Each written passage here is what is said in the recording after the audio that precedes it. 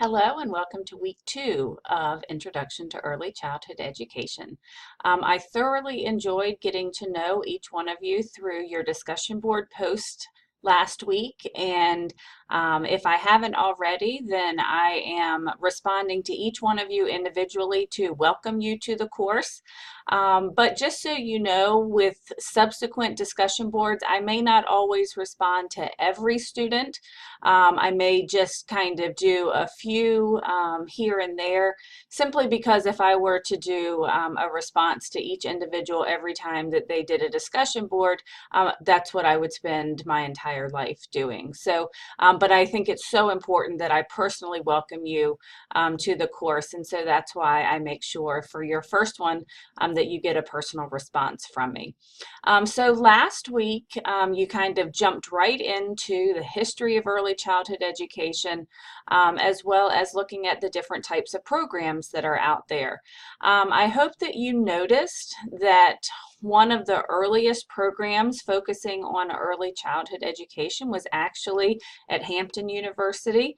And I think that's a kind of cool thing to note since it is in our area. So as you look through the history, you see that even in our small neck of the woods that we have had an impact on the progression of early childhood education. So this week we're going to kind of move a little bit forward while still looking a little bit backwards, because we're going to be looking at the different theorists that are in early childhood education. So I know that most of the time when students hear the word theory, they run screaming because it's a scary word. And in all honesty, I'm not a huge fan of theories myself, just because of the way that they are normally presented in such a dry manner. So I'm going to try and make it so it's not quite so dry for you. But it is really important to look at some of the founding members of some of the ideas behind early childhood education. And so the ones that you're going to be looking at in your textbook, as well as in the videos that I've provided for you, are going to span several hundred years. One of the really cool things about theory, just in general, is that you kind of notice cycles. And you also notice how a new theorist will pick up a little bit of a previous theorist and then kind of put their own spin on it. And that's one of the reasons I personally think that we will always have theories, because someone is always coming up with something new that they think is going to be transformative in the world. So a lot of times we see that new theories are built upon portions of old theories, just kind of with a new spin on it. So this week what you're going to be doing is you're going to be looking at chapter 4 in your textbook. It is kind of lengthy, and like I said, it's a little bit dry. So don't try and rush through it all at once. Definitely start to take some notes about the theories that really kind of speak to you, because you're going to be using them in your first assignment that I'm introducing you to this week. So when you go into our course, again, hopefully you are becoming familiar with Canvas. Like I said, I know it's going to be a learning curve for many of us, so just take your time and don't hesitate to ask questions if you have any. But if you go into modules, you'll see that when we go to week 2, you're going to be looking at the theories of early childhood education. And so just like last week, it's going to follow the same pattern. I find that students really appreciate predictability, because then they don't have to worry that every week they're looking for something different. So again, here's what you're going to be doing this week, what the goals are for this week. But something different that I've done for the theories is given you 3 videos to view. So here's the PowerPoint for chapter 4. As I said before, make sure that you don't rely on these. They are just simply meant to be a supplement to actually reading the text. But there's going to be 3 videos that you're going to be viewing, because I think that it may help for students to be able to actually see what the theory might look like in action. And for those who are auditory learners, this will be a great way to help supplement the text. So the first video is going to deal with kind of the older theorists like Pestalozzi and Rousseau. The second video is going to deal with the theorists that you're probably more familiar with, like Piaget and Vygotsky and Skinner. But then this last video that I included is just a really short clip on Maria Montessori, because she was such an instrumental figure in early childhood education and really kind of a groundbreaker of her time. And so these two videos don't include her. And because Montessori is definitely a movement, we have schools in our area that are designated as Montessori schools. I think it's important that we give her her due as well. So read the chapter, view the videos, and then once you do that, you're going to be ready to start working on your first assignment, which is going to be creating a PowerPoint. Now, before you freak out if you've never used PowerPoint before, I'm going to walk you through it, and I have also created a template for you. So if you are not familiar with PowerPoint, you're not having to start from scratch. So just like with everything else I've tried to do, I have tried to link everything. So when you are ready to work on your PowerPoint assignment, it's going to take you to this assignment page. So again, if you can't find it someplace, it's probably someplace else. So any assignment that you do is also going to be located here in assignments. And so basically you're going to be using not only your textbook, but those videos to create a PowerPoint where you're going to be discussing your personal views about some of these theorists. So you're going to find as you go through not just this program, but if you're working in education at all, that having kind of a philosophy of what you believe and why you believe it is really important. And so that's kind of what this assignment is meant for. It's kind of to get you started thinking about what do you believe? Who do you agree with? How are you going to use that in your classroom? And you'll find when you get into some of the other courses in this program that this is going to serve you really well because you will have already done the research. So basically what you're going to be doing is you're going to be choosing 3 theorists from all of the ones that were discussed in the chapter and the videos that you really felt like spoke to you. Like you, as you read it or you saw it on the video, you truly thought, I really believe this, whether or not I've seen it in action, I know it works. And so you're going to need to choose 3, and you're going to kind of give like a background of that particular theorist and the theory.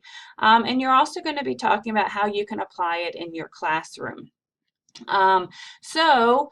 You are going to be using resources, whether it's your textbook, whether or not it's the videos. And so in early childhood education, we are part of the social science field, which uses APA formatting. So if you are not familiar with APA formatting, here are some great links that will help you as you are trying to make sure that you cite your information correctly. The library also has a fantastic site, kind of a cheat sheet of how to do APA formatting. So, and I've linked it right here for you. So if you go back here, you're going to see that I have created a template for you, and I've already opened it. So this is what the template looks like. It is not exciting because I really wasn't concerned about how beautiful it looked. I just kind of went with a plain one, but you have complete creative license on how you do this. If you want to change the design of the slides, go for it. If you want to embed pictures and videos, go for it. It really is, this is just kind of a blank slate, which is funny because we'll be talking about blank slates and with one of the theorists. But this is just kind of to get you started, especially for those of you who may not be familiar with PowerPoint. So make sure that you put your name if you want credit. So the first question that you're going to ask, that you're going to answer is, why is it important to have theories in early childhood education? And so this, I want a really good paragraph about why do we need to have theories. So many people want to just throw theories out and say, oh, they don't mean anything. But hopefully by the time that you get to this assignment, you realize, yes, they do. They've created a framework that we can work from. So make sure you have a good solid paragraph about why it's important to have theories. The next 3 slides are going to look the same, except for they're going to have different theorists. So this is where you're going to want to kind of give a little bit of a background about the theory, who the theorist is, and why did this particular theory speak to you? Have you seen it in action in the classroom? Have you not, but it just makes sense to you? Like, this is where I want you to do the application piece. Make sure that if you are citing anything, that you do put it on here. You're going to put your full citation on the last slide, but this will just kind of be a hint to remember to put it on your reference slide. So you're going to do that for Theorist 1, Theorist 2, and Theorist 3. They look exactly the same. So then you're going to get to your full application. So at this point, hopefully you've started framing your own theory. So whether or not you're taking pieces of one, if you're fully implementing one, but this is where I really want you to talk about how am I personally going to apply it in my classroom.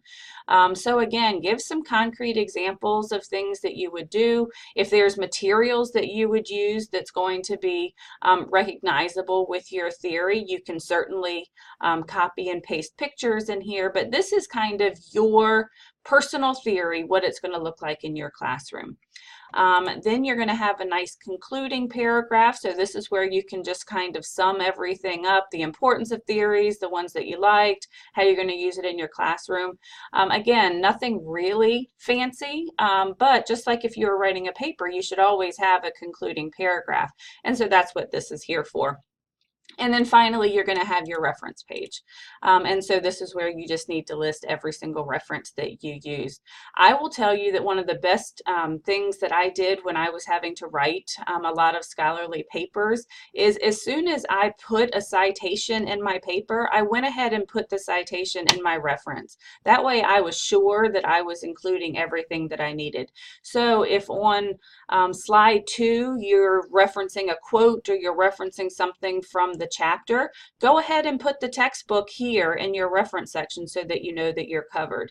If you were using something from one of the videos, go ahead and put the citation for the video here. If you found outside resources, once you put it in your slides, go ahead and put it in your reference. And again, that's just kind of something that I found was really helpful to me, because especially as you start writing longer scholarly papers, not in this class, but in other classes, it's really hard sometimes to make sure that you're keeping everything straight, that if you put it in your reference list that it's cited in your paper and vice versa.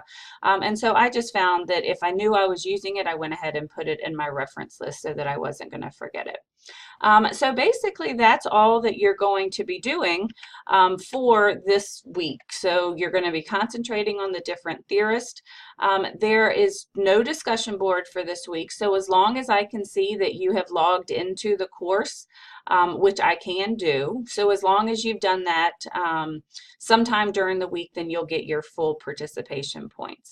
So I think that takes care of week 2. I hope that you enjoy learning about the different theories, and I will see you in week 3.